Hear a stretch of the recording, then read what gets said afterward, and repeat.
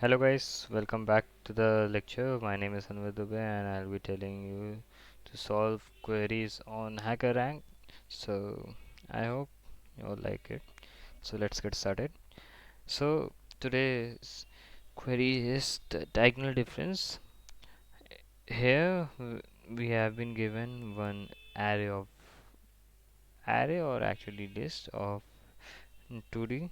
So we have to calculate first the sum of the diagonals and then get the difference out of it. So like for example in this array the diagonal is 159 and the other is 359. So the 159 equals to 15 and the other diagonal, the right to left diagonal, is 359, 7 equals to 17. So the absolute difference we have to take out, so it will be 2 not minus 2.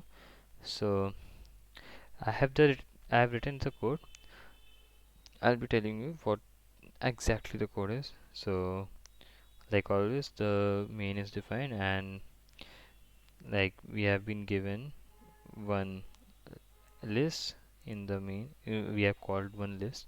So we have have lefty and righty for storing the sum of the diagonal, and n is the size of the like list whose name is ARR.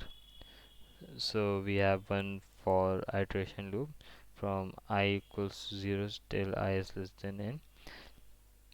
We have done this to get fetch out the elements on the diagonal. So for the left to right diagonal, it is left d equals to, so this plus equal to means like lefty equals to lefty plus I dot get I. Okay, so the left to right diagonal will have the same like I comma I, 1 comma 1, 2 comma 2, all they will like lie on the left to right diagonal.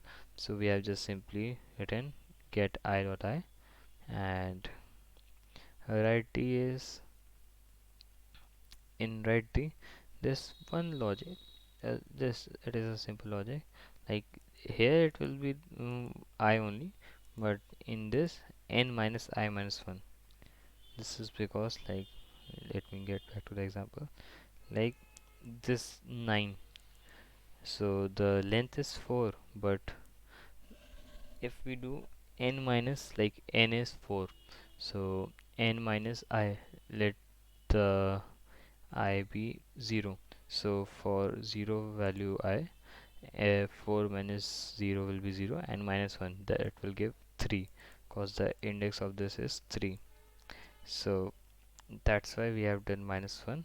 So when we, it will store the value, and we use one more variable intABSD to store the absolute difference of lefty and righty.